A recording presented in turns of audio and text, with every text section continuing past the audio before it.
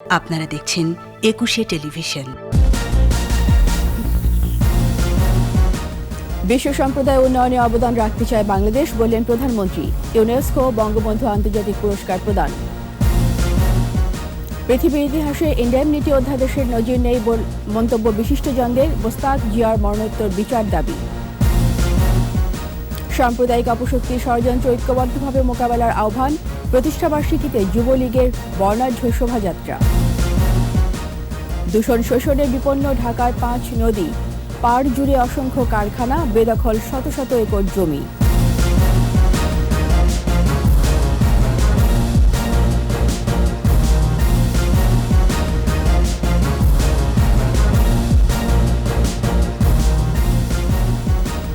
শুনছিলেন first security ইসলামী bank limited সংবাদ শিরোনাম। আমন্ত্রণ রাত 11টার 21 সংবাদে, সাথে আছি আমি রীতা চৌধুরী।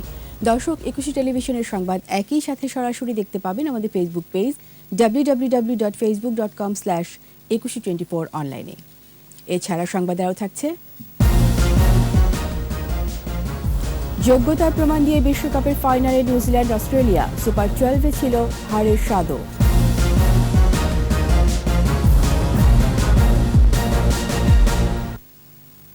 নিজেদের সীমিত সামর্থ্যে বিশ্ব সম্প্রদায় আর্থসামাজিক উন্নয়ন অগ্রগতিতে অবদান রাখার কথা বলেছেন প্রধানমন্ত্রী শেখ হাসিনা।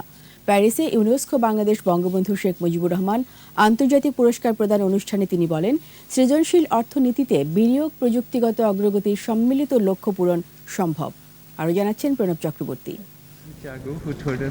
প্রথমবারের মতো সৃজনশীল অর্থনীতির জন্য ইউনেস্কো বঙ্গবন্ধু শেখ মুজিবুর রহমান আন্তর্জাতিক পুরস্কার প্রদান। বেসরকারি সংস্থা উগান্ডার মোটিভ ক্রিয়েশনস এর হাতে পুরস্কার তুলে দেন প্রধানমন্ত্রী শেখ হাসিনা। বঙ্গবন্ধু শেখ মুজিবুর রহমান আন্তর্জাতিক পুরস্কার প্রবর্তনের সিদ্ধান্ত বিশ্ব মানবতা ও শান্তিতে বঙ্গবন্ধু শেখ মুজিবুর রহমানের অবদানের প্রতি সব থেকে উপযুক্ত সম্মান। বাংলাদেশের উন্নয়নে আন্তর্জাতিক সম্প্রদায়ের সমর্থনের কথা জানিয়ে প্রধানমন্ত্রী বলেন, সৃজনশীল অর্থনীতিতে বিনিয়োগ, আর্থসামাজিক উন্নয়নে অগ্রগতির সম্মিলিত লক্ষ্য পূরণ সম্ভব হবে। আমরা এখন আমাদের সীমিত সামর্থ্য দিয়ে বিশ্ব সম্প্রদায়ের উন্নতির জন্য আর্থসামাজিক উন্নয়ন এবং প্রযুক্তিগত অগ্রগতিতে অবদান রাখতে চাই। আমরা বিশ্বাস করি যে সৃজনশীল অর্থনীতিতে বিনিয়োগের ফলে আর্থসামাজিক উন্নয়ন এবং প্রযুক্তিগত অগ্রগতির সম্মিলিত লক্ষ্য পূরণ সম্ভব। শেখ হাসিনা বলেন, বঙ্গবন্ধুর নামে আন্তর্জাতিক এই পুরস্কার বৈশ্বিক অগ্রাধিকার অর্থাৎ লিঙ্গ সমতা এবং যুবকদের অগ্রাধিকারে অবদান রাখবে। ইউনেস্কো বাংলাদেশ বঙ্গবন্ধু শেখ মুজিবুর রহমান আন্তর্জাতিক পুরস্কার অবশ্যই সৃজনশীল উদ্যোক্তা বিকাশে সর্বোত্তম অনুশীলনকে ধারণ, উদযাপন ও যোগাযোগের মাধ্যমে একটা জ্ঞান আদান প্রদানের কৌশল তৈরি করবে, যা অন্যান্য সকল দেশ অনুসরণ করতে পারবে। এদিকে ইউনেস্কো সদর দপ্তরে 41তম সাধারণ অধিবেশনে দেয়া ভাষণে প্রধানমন্ত্রী সবার জন্য সমান সুযোগ নিশ্চিত করতে দূর শিক্ষণ ও অনলাইন শিক্ষাকে বৈশ্বিক পাবলিক পণ্য হিসেবে ঘোষণা করার আহ্বান জানান। During the pandemic, I call upon this august body to declare remote learning and online education as a global public good. একই সঙ্গে এ বিষয়ে অংশীদারিত্ব এবং সম্পদের জন্য অগ্রাধিকার দিয়ে বেসরকারি খাতসহ অন্য অংশীদারদের সঙ্গে কাজ করার কথাও বলেন প্রধানমন্ত্রী Sheikh Hasina. Bangladesh is ready to work closely with UNESCO in its endeavor to construct the defense of peace. Pranab Chakraborty, একুশে টেলিভিশন। ইন্ডেমনিটি অধ্যাদেশ বাতিলের মধ্য দিয়ে বিচারহীনতার সংস্কৃতি থেকে বেরিয়ে এসেছে বাংলাদেশ। জেনারেল জিয়ার নেপথ্য ষড়যন্ত্র না থাকলে বঙ্গবন্ধু হত্যার পর ইন্ডেমনিটি অধ্যাদেশ বহাল রাখা হতো না। 15 আগস্টের কলঙ্ক মোচনের পথে একটি বড় অগ্রগতি 1996 সালের 12 নভেম্বর। এদিন জাতীয় সংসদের অধিবেশনে ইন্ডেমনিটি অধ্যাদেশ রহিতকরণ বিল পাশের মধ্য দিয়ে 15 আগস্টের খুনিদের দায় মুক্তির অবসান ঘটে। প্রণব চক্রবর্তীর আরেকটি রিপোর্ট। 75-এর 15 আগস্ট সপরিবারে বঙ্গবন্ধুকে হত্যার পর জারি করা হয় সামরিক আইন। মুক্তিযুদ্ধের মধ্য দিয়ে অর্জিত সংবিধান স্থগিত করে ক্ষমতা নেয় বিশ্বাসঘাতক মোস্তাক। আর জাতির পিতাকে সপরিবারে হত্যাকারীরা আশ্রয় পায় বঙ্গভবনে। সেনাপ্রধান হন জেনারেল জিয়া। জাতির পিতাকে হত্যার ৪২ দিনের মাথায় ২৬ সেপ্টেম্বর ঘাতকদের দায় মুক্তি দিয়ে কুখ্যাত ইন্ডেমনিটি অধ্যাদেশ জারি করে খন্দকার মোস্তাক। এরপর জেনারেল জিয়ার শাসনামলে ১৯৭৯ সালের ৯ জুলাই পঞ্চম সংশোধনীর আওতায় একে সাংবিধানিক বৈধতা দেয়া হয়। এভাবেই খুনিদের দায় মুক্তি দেওয়া, অবৈধ ক্ষমতা দখল করা এবং অবৈধ ক্ষমতা দখলকারীরা যে সকল কাজ করেছেন তাকে বৈধতা দেওয়ার জন্যই ইন্ডেমনিটি অর্ডিন্যান্স পরবর্তীতে আইনের মাধ্যমে চূড়ান্ত আকারে রূপ দেওয়া হয়। ১৫ আগস্টের কলঙ্ক মোচনের পথে একটি বড় অগ্রগতি ঘটে ১৯৯৬ সালের ১২ নভেম্বর। বঙ্গবন্ধু কন্যা শেখ হাসিনা ক্ষমতায় এসে বাতিল করেন ওই কালো আইন। ওই দিন হরতাল ডাকে তৎকালীন বিরোধী দল বিএনপি। বঙ্গবন্ধু কন্যার নেতৃত্বে ইন্ডেমনিটি অর্ডিন্যান্স বাতিল করে বঙ্গবন্ধুর খুনিদের বিচার করা হলেও বাস্তবতা হচ্ছে খুনিদের অনুসারীরা, তাদের পৃষ্ঠপোষকরা এবং যারা চান না মুক্তিযুদ্ধের বাংলাদেশ টিকে থাকুক তারা কিন্তু এখনও সক্রিয় রয়েছে। বঙ্গবন্ধু হত্যার বিচার হলেও এর নেপথ্য কুশীলবদের মুখোশ উন্মোচনে দাবি উঠেছে তদন্ত কমিশন গঠনের। প্রণব চক্রবর্তী, একুশে টেলিভিশন, ঢাকা। ইন্ডেমনিটি অধ্যাদেশকে বৈধতা দেওয়ায় খন্দকার মোশতাক ও জিয়াউর রহমানের মরণোত্তর বিচার দাবি করেছেন বিশিষ্টজনেরা। পৃথিবীর ইতিহাসে এমন ঘৃণ্য আইনের নজির নেই বলেও মন্তব্য করেন তারা। জসিম জুয়েলের রিপোর্ট। জাতীয় প্রেস ক্লাবে ঘৃণ্য আইন ইন্ডেমনিটি শিরোনামে আলোচনার আয়োজন করে প্রগতিশীল সাংবাদিক মঞ্চ। আলোচনায় পরিকল্পনা মন্ত্রী এম এ মান্নান বলেন, ১৫ই আগস্টের খুনিদের রক্ষায় ইন্ডেমনিটি আইন করা হয়েছিল। আওয়ামী লীগ সরকার সেই আইন বাতিল করে জাতিকে কলঙ্কমুক্ত করেছে। খুন করেছি, এই খুনের বিচার তোমরা কেউ করতে পারবে না। আমি যেটা করেছি এটা শেষ এবং সেইটা সত্য, সেইটা ন্যায়। এই জন্য দাম্ভিক, অনৈতিহাসিক, মূর্খতায় পরিপূর্ণ এবং জিঘাংসায়, ঘৃণায়, প্রতিহিংসায় পরিপূর্ণ কোনো আদেশ কোথাও কেউ দিয়েছে কিনা আমার সামান্য জ্ঞানে আমি পাইনি। সাবেক আপিল বিভাগের বিচারপতি শামসুদ্দিন চৌধুরী মানিক বলেন, ইন্ডেমনিটি আইনের বৈধতা দেয় খন্দকার মোস্তাক, আর তা আইনে পরিণত করে সামরিক শাসক জিয়া। জিয়া, মোস্তাক এবং সায়েদ, যে এই তিনজন ছিল দেশদ্রোহী, তারা সংবিধান লঙ্ঘন করেছে, গণতন্ত্রের অগ্রযাত্রা ব্যাহত করেছে। তাদের রাষ্ট্রদ্রোহিতার জন্যই তাদের বিচার হওয়া উচিত। আলাদা কমিশন করে এর পেছনের ষড়যন্ত্রকারীদের চিহ্নিত করার দাবি জানান বক্তারা। অন্ধকারে যেগুলো আছে আমরা জানি না, সব কিছুকে প্রকাশ করতে হবে। জসিম জুয়েল, একুশে টেলিভিশন, ঢাকা। সাম্প্রদায়িক অপশক্তি বিরুদ্ধে কর্মীদের সজাগ থাকার আহ্বান জানিয়েছেন যুবলীগ চেয়ারম্যান শেখ ফজলে শামস পরশ। ৪৯তম প্রতিষ্ঠাবার্ষিকী বর্ণাঢ্য শোভাযাত্রার উদ্বোধন করে তিনি বলেন, সকল ষড়যন্ত্র ঐক্যবদ্ধভাবে মোকাবেলা করতে হবে। মাহমুদ হাসানের রিপোর্ট। ৪৯তম প্রতিষ্ঠাবার্ষিকীতে বাংলাদেশ আওয়ামী যুবলীগের বর্ণাঢ্য শোভাযাত্রা। রাজধানীর সোহরাওয়ার্দী উদ্যান এলাকায় উৎসবের আমেজ।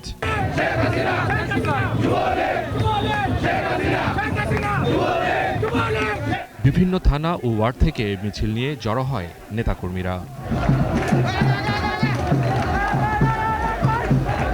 জনভোগান্তি এড়াতেই বৃহস্পতিবার কর্মসূচির পরিবর্তন করে ছুটির দিনে আনা হয়। বর্ণিল এই শোভাযাত্রার উদ্বোধন করেন যুবলীগের চেয়ারম্যান শেখ ফজলে শামস পরশ। সাম্প্রদায়িক অপশক্তির সব ষড়যন্ত্র মোকাবেলা করে দেশকে এগিয়ে নেওয়ার অঙ্গীকার করেন যুবলীগ চেয়ারম্যান। এটা এমন যুবলীগ যেটা বঙ্গবন্ধুর স্বপ্ন সামনের দিকে নিয়ে যাবে, নেত্রীর হাতকে শক্তিশালী করবে এবং একটা মর্যাদাশীল, আত্মনির্ভরশীল জাতি হিসাবে আমাদেরকে প্রতিষ্ঠিত করবে। পরে জাতীয় পতাকা দলীয় পতাকায় রঙিন হয়ে শোভাযাত্রাটি বের হয়। শাহবাগ, কাঁটাবন, সায়েন্স ল্যাব, সিটি কলেজ, কলাবাগান হয়ে ধানমন্ডি ৩২ নম্বরে গিয়ে র্যালিটি শেষ হয়।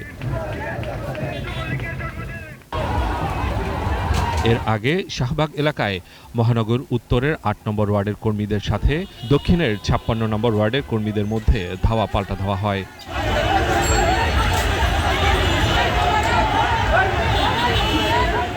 সংঘর্ষে বেশ কয়েকজন আহত হয়। মাহমুদ হাসান, একুশে টেলিভিশন, ঢাকা। বুড়িগঙ্গার শীতলক্ষা, বালু, তুরাগ আর ধলেশ্বরীতে বৃত্তবন্দী ঢাকা, কিন্তু দূষণ শোষণে ঢাকা পড়েছে রাজধানী ঢাকার কণ্ঠমণিহার পঞ্চনদ। নদীগুলো বিপন্ন দশা তুলে ধরেছেন মোহাম্মদ নুরুন্নবী, ছবি তুলেছেন ইয়াকুব লিটু।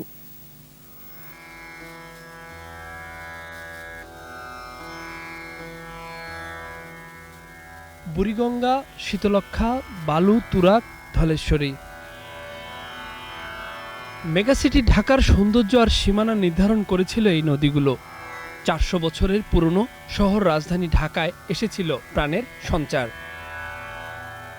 নগর গোড়াপত্তনের প্রধান আকর্ষণও ছিল পঞ্চনদ নামে খ্যাত বুড়িগঙ্গা, তুরাগ, বালু, ধলেশ্বরী আর শীতলক্ষা।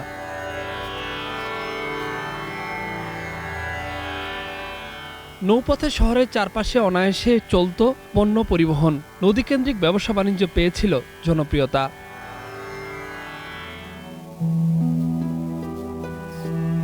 একজন সফর আলী মাঝি গেল 30 বছর বৈঠা ঠেলেছেন। গলুইয়ে বসে বহু শতবার এপার থেকে গেছেন ওপারে। চোখের সামনেই দেখলেন নদীর আবর্তন বিবর্তন। আগে নদীটা আপনার কত মাছ থাকতো, কত কিছু থাকতো, আর তো কোনো মাছ মুছ নাই, যে ঢাকার ময়লার পানি আইসা মাছ মুছ কোনো কিছুই নেই। যৌবনহারা নদীগুলোর ভগ্নদশা ব্যথিত করে কাউকে কাউকে। নদী মরে গেছে গা, চতুর্দিকে বালু বলে মাটি ভালা বইরা ফেলাইছে এবং পানি মিল কারখানা হইয়া পানি নষ্ট হয়েছে গা। কোম্পানিরা বালু ভরতাছে সাইডে, আর সব পায়ে গাঙ্গ পুরা বইরা যাইতেছে গা। নদীর পানিতে চলতো রান্নাবান্না, গোসল, খাওয়া সহ বাকি কাজ। আর এখন দুর্গন্ধে টেকা দেয়।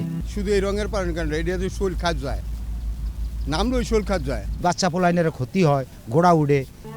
গবেষকদের পর্যবেক্ষণ বলছে, নগরায়ন আর দুর্বৃত্তায়নে শিল্প গড়ে ওঠায় প্রতিশোধ নিচ্ছে নদীর প্রকৃতি।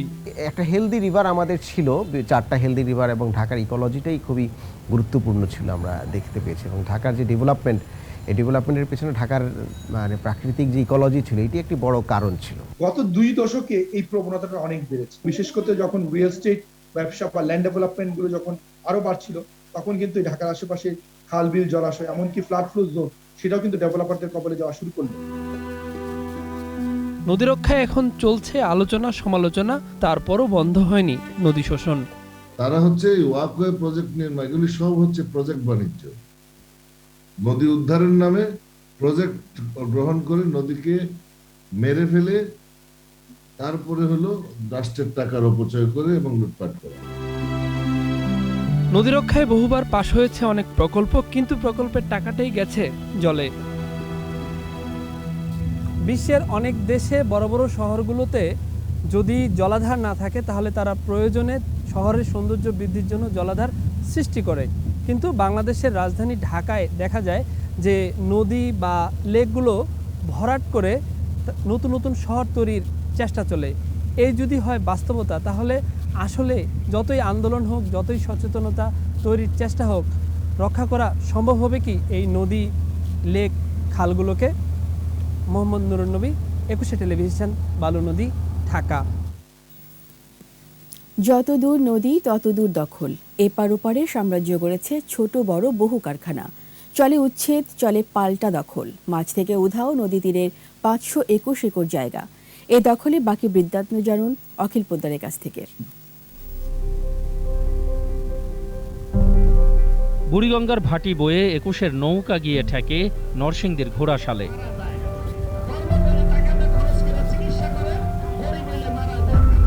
অনুসন্ধানী দলের চোখ আটকাই শীতলক্ষা পাড়ে। মাটি বালু ভরাট হয়েছে নদী পাড়ের বিস্তীর্ণ এলাকায়। হবে কারখানা, সেই কারখানায় শ্রমিক হিসেবে কাজ করবে পাশের গাঁয়ের লোকজন। নয়া কোম্পানিতে চাকরির স্বপ্ন বুনেছেন সরল মানুষ। কিন্তু টাকা না দিয়েই নদীর বালুতে হয়েছে জমি ভরাট। এর ফয়সালা তাহলে করবেটাকে?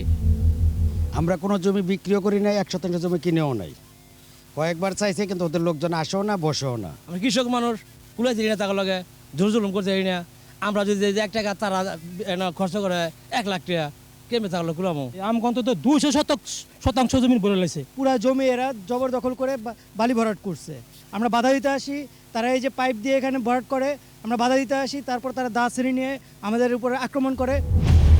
নৌকা চলতে থাকে শীতলক্ষার ভাটিতে, পার ঘেঁষে খ্যাত অখ্যাত অনেক কারখানা, প্রত্যেকেই কিনেছে যা তার চেয়ে দখল করেছে ঢের। শীতলক্ষা পাড়ের এই বিস্তীর্ণ জমিতে একসময় ফলত সুজলা সুফলা শস্য শ্যামলা সোনার ফসল, আর সেই জমি কৃষকের কাছ থেকে জোর জুলুম করে এমনভাবে বালি ভরাট করা হয়েছে যেন দেখলে মনে হবে এটি বোধহয় সাহারা মরুভূমি। এভাবেই অস্তিত্ব সংকটে ঢাকার কণ্ঠমণিহার বুড়িগঙ্গা, শীতলক্ষা, বালু, ধলেশ্বরী আর তুরাগ নদীর ত্রাহি অবস্থা। এই এলাকার গুন্ডা বাহিনী দিয়া এই দেশ এই যত জমি আছে সব এই জমি জুড়ে ভরা দিছে। এই এলাকার মানুষের টাকা দিয়া এই এলাকার কোনো গৃহস্থ টাকা হুমকে টিকতে পারে না। একটা চক্র কাজ করে এখানে, যে যত তাড়াতাড়ি পারে তারা যাতে নিজেদের নিয়ন্ত্রণের জায়গাটা নিয়ে সেগুলোকে বৈধ করে নেওয়ার জন্য প্রায় 59,000 দখলদারের চিহ্নিত করা হয়েছে সারা দেশব্যাপী। রোধ করার জন্য একটা প্রকল্প দ্বিতীয় পর্যায়ের কাজ চলছে, 848 কোটি টাকার প্রকল্প। এখন আমরা এটা আরো বাড়িয়ে 1181 কোটি টাকার প্রকল্প হিসেবে কাজ চলছে। কিন্তু এটাও তো সত্য যে বিআইডব্লিউটি এর উচ্ছেদ হয় গাণিতিক হারে, আর দখলদারেরা সাম্রাজ্য গড়ে জ্যামিতিক হারে। এই লুকোচুরির তাহলে শেষ কোথায়? তার চারপাশে কিন্তু এখন পর্যন্ত 15,000 দখলদারকে উচ্ছেদ করতে পেরেছি, এবং এতে প্রায় 1000 একরের মতো জায়গা আমাদের উদ্ধার হয়ে গেছে। মূলত প্রথমে আমরা কাজ করছি ঢাকার চারপাশের নদীগুলো এবং কর্ণফুলী নদী নিয়ে, দখল যাতে রোধ করা যায়। দেখভালের অভাবে নদীপাড়ের মানুষ শুধু জমি হারায়নি, উধাও হয়েছে সংরক্ষিত তীর আর শত শত একর খাস সম্পত্তি। 3 ফসলে আমরা করছি, গমও করছি, মরিচও করছি, সরিষাও করছি, কিন্তু জমি আমাকে পুরোপুরি জমি ভরাট করেছে মাটি ভালাই দিয়া, 1 টাকা আমাকে দেয় নাই। কনে কালকে গেছি সারাল গিয়া কইছি মতন কয় কি কয় দলিল সরিষার উপর দিয়েই মনে করেন বালু ভরাট করছে, রাস্তা করছে, আমরা বাধা দিছি, আমাকে বাধা কোনো আজ পর্যন্ত মানে নাই। নদীর পাশাপাশি তীর সংরক্ষণের দাবি পাড়ের মানুষের। অখিল পোদ্দার, 21 টেলিভিশন। নিচ্ছি সংবাদ বিরতি। যখন ফিরছি তখন অন্যান্য খবরের সঙ্গে আরও থাকবে। ইউপি নির্বাচনে সহিংসতার ঘটনা দুঃখজনক বললেন ওবায়দুল কাদের, সরকারকে দায়ী করলেন মির্জা ফখরুল। রাজবাড়ীতে ইউপি চেয়ারম্যান পদপ্রাপ্ত প্রত্যাশীকে গুলি করে হত্যা, গাইবান্ধায় নির্বাচন পরবর্তী সহিংসতায় আহত 6। আবার আমন্ত্রণ রাত 11টার 21 সংবাদে। এসএসইউ লিডারশিপ অ্যাওয়ার্ড 2021 পুরস্কারে ভূষিত হয়েছেন ডিজিটাল বাংলাদেশের স্থপতি, প্রধানমন্ত্রী, আইসিটি উপদেষ্টা সজীব ওয়াজেদ জয়। তথ্য ও যোগাযোগ প্রযুক্তি খাতের বিশ্ব সম্মেলন world congress on information technology 2021-এর দ্বিতীয় দিনে দেশের তথ্য প্রযুক্তি খাতে বৈপ্লবিক পরিবর্তন ও অবদানের জন্য সজীব ওয়াজেদকে পুরস্কার প্রদান করা হয়। তার পক্ষে পুরস্কার গ্রহণ করেন তথ্য ও যোগাযোগ প্রযুক্তি প্রতিমন্ত্রী জুনায়েদ আহমেদ পলক। এ সময় তিনি বলেন, এই পুরস্কার সজীব ওয়াজেদ জয়ের শ্রম, মেধা ও সততার স্বীকৃতি। এর আগে 1997 সালে এই পুরস্কারে ভূষিত হন মালয়েশিয়ার প্রধানমন্ত্রী মাহাথির মোহাম্মদ।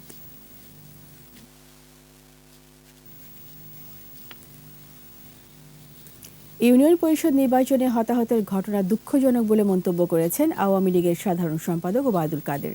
সকালে তার বাসভবনে ব্রিফিংকালে এই মন্তব্য করেন তিনি। সারা দেশে নির্বাচন ঘিরে যে উৎসব তা ধরে রাখতে সকলকে সতর্ক থাকারও আহ্বান জানান ওবায়দুল কাদের। 65 থেকে 70% ভোটারের উপস্থিতিতে স্বতঃস্ফূর্ত এবং উৎসব মুখর পরিবেশে গতকাল অনুষ্ঠিত দ্বিতীয় দফা ইউনিয়ন পরিষদ নির্বাচনে বিভিন্ন স্থানে কিছু প্রাণহানির ঘটনা ঘটেছে, অনেকেই আহত হয়েছেন। এ হতাহতের ঘটনা অত্যন্ত দুঃখজনক। সারা দেশে তৃণমূল পর্যায়ে নির্বাচনকে ঘিরে যে উৎসব মুখরতা তা ধরে রাখতে আমাদের সকল পক্ষকে আরও সতর্ক থাকতে হবে। ইউনিয়ন পরিষদ নির্বাচনে সহিংসতার জন্য সরকারকে দায়ী করলেন বিএনপির মহাসচিব মির্জা ফখরুল ইসলাম আলমগীর। জাতীয় প্রেস ক্লাবে এক আলোচনায় তিনি বলেন, সারা দেশে নির্বাচন ঘিরে সন্ত্রাস আর সহিংসতা চলছে। মির্জা ফখরুল বলেন, পরিকল্পিতভাবে দেশ থেকে গণতন্ত্র নির্বাসন দেয়া হয়েছে। সাধারণ মানুষের দুঃখ কষ্ট বোঝার ক্ষমতা সরকারের নেই বলেও মন্তব্য করেন তিনি। এছাড়া নির্বাচন কমিশন নির্বাচন ব্যবস্থা ধ্বংস করেছে বলেও অভিযোগ বিএনপি মহাসচিবের। এত বড় বড় রামদা ছুরি নিয়ে আপনার ইউনিয়ন পরিষদ নির্বাচন হচ্ছে, চিন্তা করা যায়। আবার তারা মন্ত্রীরা বলছে যে না না এটা তেমন কিছু না, একটু সাধারণ ঝগড়াঝাটি। নির্বাচন কমিশন বলছে যে খুব সুষ্ঠু অবাধ নির্বাচন হয়েছে, ওই যেটা আপনার সংঘর্ষ হয় এর দায় দায়িত্ব আমাদের না। লজ্জা নাই, শরম নেই, এই ভদ্রলোকের কোনো লজ্জা শরম বলতে কিছু নেই। এই বাংলাদেশের নির্বাচন ব্যবস্থাকে তিনি ধ্বংস করলেন। রাজবাড়ী বাণীবহ ইউনিয়ন আওয়ামী লীগের সভাপতি এবং সাবেক ইউপি চেয়ারম্যান আব্দুল লতিফকে গুলি করে হত্যা করেছে দুর্বৃত্তরা। আসন্ন ইউপি নির্বাচনে আওয়ামী লীগের মনোনয়ন প্রত্যাশী ছিলেন তিনি। স্বজনরা জানান, গতরাতে বাণীবহ বাজার থেকে মোটরসাইকেলে বাড়ির উদ্দেশ্যে রওনা হন আব্দুল লতিফ। বাড়ির কাছাকাছি পৌঁছাতেই দুর্বৃত্তরা তার গতি রোধ করে এবং 4টি গুলি করে। তাকে প্রথমে রাজবাড়ী সদর হাসপাতালে প্রাথমিক চিকিৎসা দেওয়া হয়, পরে উন্নত চিকিৎসার জন্য ঢাকায় আনার পথে মারা যান আব্দুল লতিফ।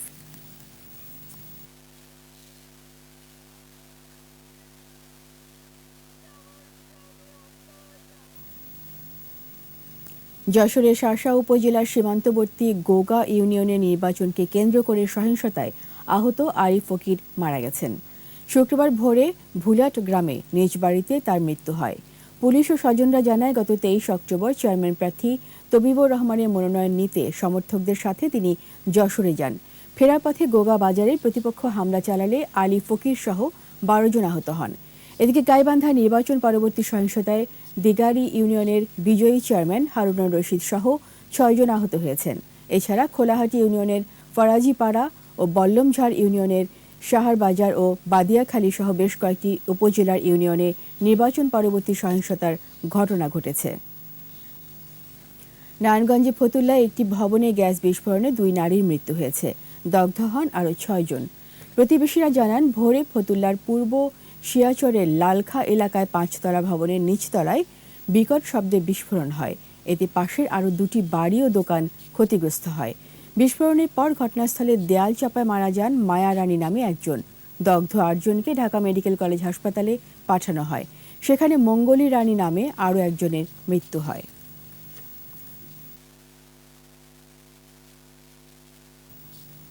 এবার আমাদের বিশেষ আয়োজন সফল বাংলা।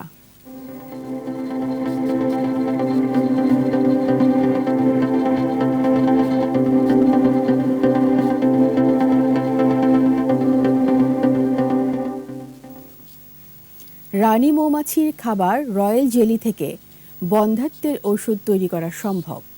বিদেশে এ নিয়ে গবেষণা করেছেন অধ্যাপক ডক্টর এটিএম মোবারক আলী। পরে দেশে ফিরে 10 বছর আগে গবেষণাপত্র জমা দিলেও এখনও পাননি কোনো সাড়া। মুশফিকা নাজনীনের রিপোর্ট।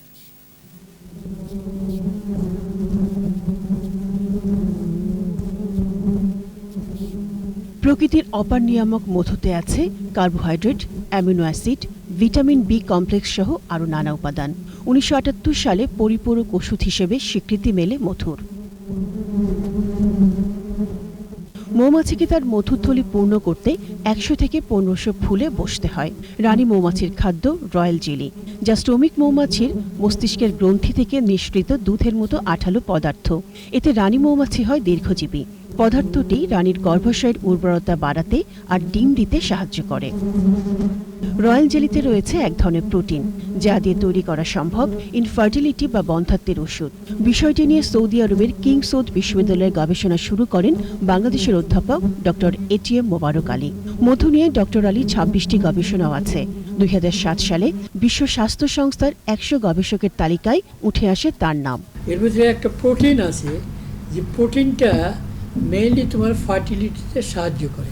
প্রমাণিত এটা যে রয়্যাল অ্যাক্টিন যদি ওখান থেকে বের করে মানুষকে দেওয়া যায়, তাহলে সেখানে তোমার ওই হবে, ফার্টিলিটি বেড়ে যাবে। তো এই ফার্টিলিটি বাড়ার উপর বেশ করে ওরা তোমার মনে করলো যে রয়্যাল অ্যাক্টিনের জন্য। এটাকে ঠিক ক্লিনিক্যাল স্টেজে এখনো আসেনি, এটাকে ক্লিনিক্যাল ট্রায়াল দেওয়া মুশকিল। বেশ কবছর ধরে দেশে বসবাস করছেন এটিএম মোবারক আলী। 10 বছর আগে মধু আর মৌমাছি নিয়ে ব্যাপক কাজ করার ইচ্ছে প্রকাশ করে জমা দিয়েছেন গবেষণা প্রকল্প। সারানা মেলায় হতাশ 75 বছর বয়সী ডক্টর আলী। 2010-এ আমি ওই রিসার্চ কমিটির চেয়ারম্যান ছিলাম। তারপরেও আমি দিলাম, এটা হলো মাত্র 4.5 লাখ টাকার একটা প্রজেক্ট। আমি বের হয়ে আসলাম, এই প্রজেক্টটা পাস হলো। মানুষের যারা আছে, আমরা যারা রিসার্চ করবে বা যারা আছে, তাদের মেন্টালিটি চেঞ্জ করতে হবে, আসল সায়েন্টিফিক লোকদের তোমাকে করতে হবে।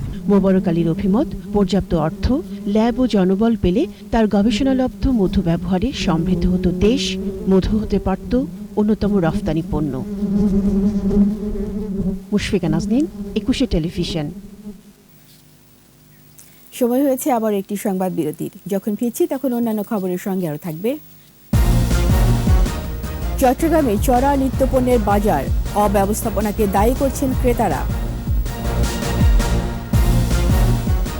অভিবাসন আইন লঙ্ঘনের অভিযোগ, মিয়ানমারে মার্কিন সাংবাদিকের কারাদণ্ড।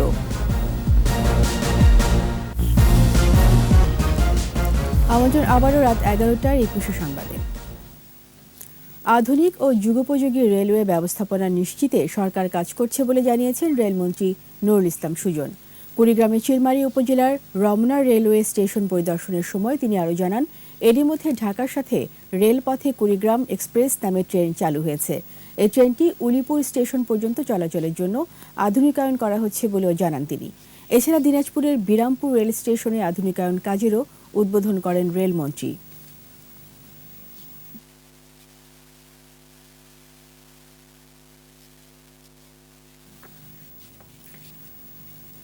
শারদীয় দুর্গাপূজার সময় মন্দির মণ্ডপে হামলাকারীদের চিহ্নিত করা হয়েছে। তাদের যথাযথ বিচার নিশ্চিত করা হবে বলে জানিয়েছেন প্রধানমন্ত্রীর বিশেষ সহকারী ব্যারিস্টার বিপ্লব বড়ুয়া। বিকেলে রাজধানী বাড্ডায় আন্তর্জাতিক বৌদ্ধ বিহারে কঠিন চিবর দান ও জাতীয় বৌদ্ধ মহাসম্মেলনে যোগ দেন তিনি। সে সময় বলেন, একটি গোষ্ঠী দেশের মানুষের ধর্মীয় সম্প্রীতি বিনষ্ট করতে এখনও তৎপর রয়েছে। গোষ্ঠীটি ধর্মীয় ও রাজনৈতিকভাবে দেশকে বিভাজন করে বঙ্গবন্ধু সোনার বাংলার চেতনাকে ধ্বংস করতে চায় বলে মন্তব্য করেন ব্যারিস্টার বিপ্লব বড়ুয়া। এবার এসআইবিএল ব্যবসা বাণিজ্যের খবর।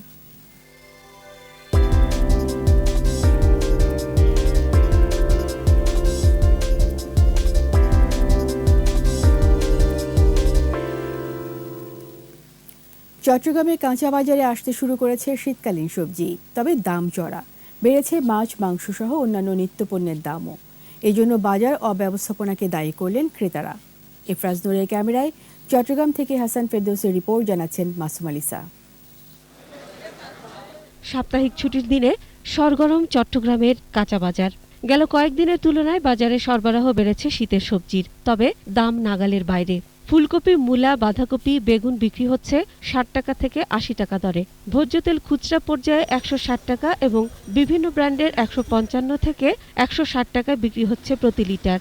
সবজির দাম অস্বাভাবিক বেড়ে যাওয়ায় সিন্ডিকেটকে দায়ী করলেন ক্রেতারা। যেহেতু শীতকালীন সবজিগুলো চলে আসছে, স্পেশালি সবজির বাজারটা আসলে নিয়ন্ত্রণের বাইরে। মাছ, সবজি এবং কাঁচা সবজিগুলোর দাম আরো রিজনেবল দামে আসা উচিত। দেখতে সাপ্লাই আছে, কিন্তু তারা একটা কি বলে সিন্ডিকেটের মাধ্যমে একজনে যা বলো বাজারে সবাই একই কথা। ফরমালিন মুক্ত বাজার চাই আর সবজির দামটা একটু নিয়ন্ত্রণে আসুক, সেটা চাই।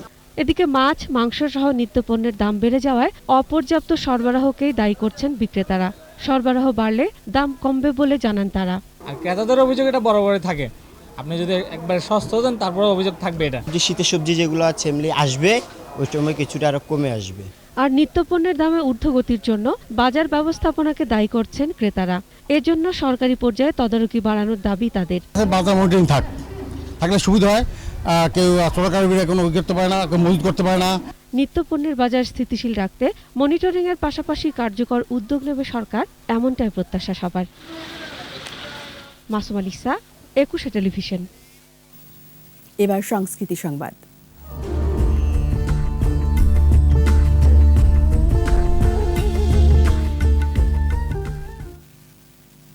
কিছু মানুষ সকল বিশেষণকে অতিক্রম করে যান, হুমায়ুন আহমেদ এমনই একজন। এক্সিম ব্যাংক অন্যদিন হুমায়ুন আহমেদ সাহিত্য পুরস্কার 2021 অনুষ্ঠানে বিশিষ্টজনেরা এসব কথা বলেছেন। সাহিত্যে সামগ্রিক অবদানে এবছর কথাশিল্পী সেলিনা হোসেন এবং নবীন বিভাগে ফাতেমা আবেদিন পুরস্কারটি পেয়েছেন। রিপোর্টে আরও জানাচ্ছেন মোহাম্মদ নুরুন নবী। নন্দিত সাহিত্যজন হুমায়ুন আহমেদ বিশেষ একটি ধারার স্রষ্টা। মধ্যবিত্ত নাগরিক জীবনের বইবিমুখ মানুষকে পরামুখী করেছিলেন।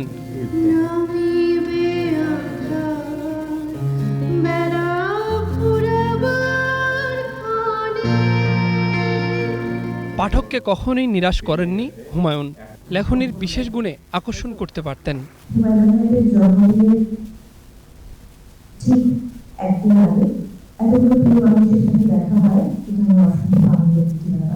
হুমায়ুন আহমেদ যখন বেঁচে ছিল তখন কিন্তু পাঠক তাকে একেবারে হৃদয় দিয়ে গ্রহণ করেছে, কিন্তু এই দেশের বড় বড় লেখক কিন্তু তাকে গ্রহণ করে নাই। বাঙালি পৃথিবীর যেখানে যে বাঙালি আছে তার ঘরে হুমায়ুন আহমেদের একটা বই যদি পাওয়া না যায় তাহলে বুঝতে হবে কোনো একটা সমস্যা আছে। বাংলা সাহিত্যে নক্ষত্র হয়ে আছেন হুমায়ুন, তার শূন্যতা কিছুতেই পূরণ হবার নয়। গল্প বলার যে অসাধারণ ক্ষমতা, সংলাপ রচনা, বাংলাদেশে দেখা গেল সব হিমু হয়ে গেছে, হাজার হাজার ছেলে বহুত কাপড় পরে ঘুরে বেড়াচ্ছে। আমরা যার অনুপ্রাণিত হই তার লেখা পড়ে, এবং অসংখ্য তরুণ তার লেখা পড়ে অনুপ্রাণিত হয়। মৃত আলবাট্রাস চোখ রচনায় নবীন সাহিত্যিক ফাতেমা আবেদিন এবং সাহিত্যের সামগ্রিক অবদানের স্বীকৃতি হিসেবে সেলিনা হোসেনকে হুমায়ুন আহমেদ সাহিত্য পুরস্কার তুলে দেওয়া হয়। আমি সারা পৃথিবীর মানুষের কাছে পৌঁছাতে চাই বইয়ের মাধ্যমে, আমার লেখার মাধ্যমে, যে দিকটাকে ধারণ করে আমি অনেককে আলোকিত করতে পারবো, অনুপ্রাণিত করতে পারবো। হুমায়ুন সৃষ্টিকর্মের মতন সব মানুষকে ছুঁয়ে যাওয়ার সাহিত্য রচনায় এই পুরস্কার উৎসাহ জুগিয়ে যাবে। এবছর পেলেন সাহিত্যে সামগ্রিক অবদান মোহাম্মদ নুরুন নবী, 21 টেলিভিশন, ঢাকা। চলচ্চিত্র ও মঞ্চে কৃতিত্বপূর্ণ অবদানের জন্য পুরস্কৃত হলেন 4 গুণীজন। বাংলাদেশ শর্ট ফিল্ম ফোরামের 38 বছর পূর্তি উপলক্ষে বিকল্প চলচ্চিত্র আন্দোলনে অবদানের জন্য পরিচালক মোরশেদুল ইসলাম ও তানভীর মোকাম্মেলকে আজীবন সম্মাননায় ভূষিত করা হয়। এদিকে কিংবদন্তি মঞ্চাভিনেতা ও নাট্য নির্দেশক আলী জাকিরের জন্মদিন উপলক্ষে জাতীয় নাট্যশালায় ছিল আগন্তুক রেপার্টরির চিত্রপটে চিত্রকর আলী জাকির শিরোনামের আয়োজন। মঞ্চনাটকে অসামান্য অবদানের জন্য এই অনুষ্ঠানে সম্মাননা প্রদান করা হয় নাট্যজন মামুনুর রশিদ ও ফেরদৌসী মজুমদারকে। পরে আলী জাকিরের নির্দেশিত নাটক, গান, নৃত্য কেন্দ্র করে পরিবেশিত হয় ধ্রুপদী পরিবেশনা।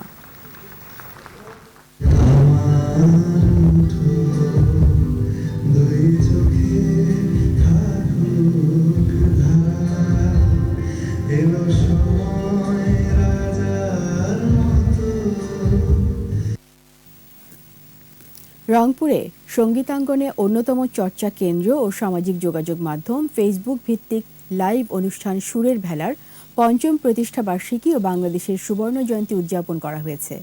এ উপলক্ষে শুক্রবার সন্ধ্যায় নগরীর টাউন হলে সংগঠনের শিশু শিল্পীদের মাঝে পুরস্কার বিতরণ, আলোচনা সভা ও মনোজ্ঞ সঙ্গীত পরিবেশন করা হয়। অনুষ্ঠানের প্রধান অতিথি ছিলেন রংপুর সিটি মেয়র মুস্তাফিজার রহমান মোস্তফা। এ সময় অন্যান্যের মধ্যে উপস্থিত ছিলেন জেলা কালচারাল অফিসার নুজাত তাবাসসুম রিমু, সঙ্গীত পরিচালক তমাল কান্তি লাহিড়ী ও সংগঠনের পরিচালক জীবন কুমার পোদ্দার।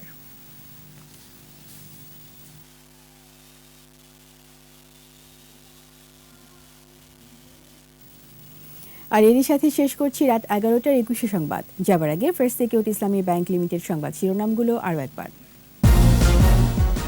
বিশ্ব সম্প্রদায় উন্নয়নে অবদান রাখতে চায় বাংলাদেশ, বললেন প্রধানমন্ত্রী। ইউনেস্কো বঙ্গবন্ধু আন্তর্জাতিক পুরস্কার প্রদান। পৃথিবীর ইতিহাসে ইন্ডেমনিটি অধ্যাদেশের নজির নেই, মন্তব্য বিশিষ্টজনদের। মোস্তাক জিয়ার মরণোত্তর বিচার দাবি। সাম্প্রদায়িক অপশক্তি ষড়যন্ত্র ঐক্যবদ্ধভাবে মোকাবেলার আহ্বান, প্রতিষ্ঠা বার্ষিকীতে যুবলীগের বর্ণাঢ্য শোভাযাত্রা। দূষণ শোষণে বিপন্ন ঢাকার 5 নদী, পার জুড়ে অসংখ্য কারখানা, বেদখল শত শত একর জমি।